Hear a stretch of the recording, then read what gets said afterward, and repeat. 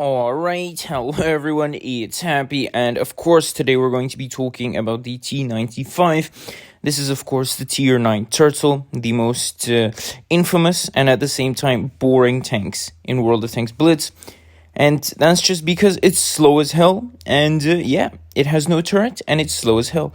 This is the main reason as to why this tank is boring. I've probably made a few videos on this tank, but in 2023, this tank has not changed at all. The dynamic of the game is still very, very mobile. And in World of Tanks PC, maybe this tank would have been a little bit better, but at the same time, they have RT there, so I still don't know. I don't think it would be that great. But in Blitz, where stuff is a lot more dynamic, I feel like this tank is just left out behind. For example, if you choose the wrong flank to push and the enemy is on the other side and your team goes to engage them, it's going to take you like half an hour to get there. And when you get there, your whole team is already slaughtered and your armor means nothing. Of course, in a 1 versus 1 scenario, if you're going up against another tank, which is like a heavy or a TD, you have pretty decent DPM, you have a pretty good gun, and you have some solid armor.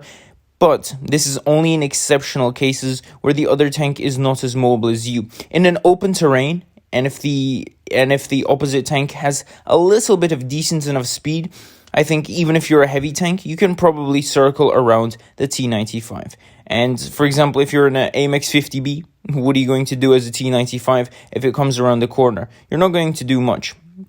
I mean, a lot of heavy tanks can easily circle you, and that is no problem. Of course, again, that is the only and major weakness this tank has.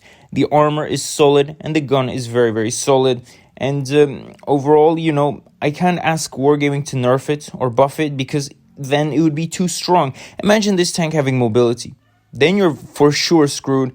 Because just imagine a T95 coming at you with the speed of a Leopard 1. You're pretty much screwed, huh?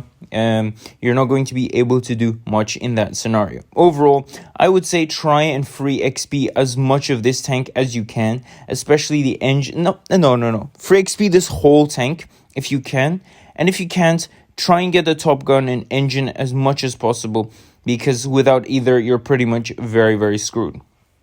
I'm curious what you guys think about this tank, because I would definitely rate this tank at a 4 out of 10 simply because of the horrendous speed. There are a lot of tanks in the game that don't have insane speed like the mouse, but they also have a turret. To turn around in this tank is just going to be a humongous pain in the butt. So yeah, I'm definitely giving it a very low score because of that, and I'm curious what you guys have to say about this as well. So with that, Happy is out, and I'll definitely see you guys next time. Bye-bye.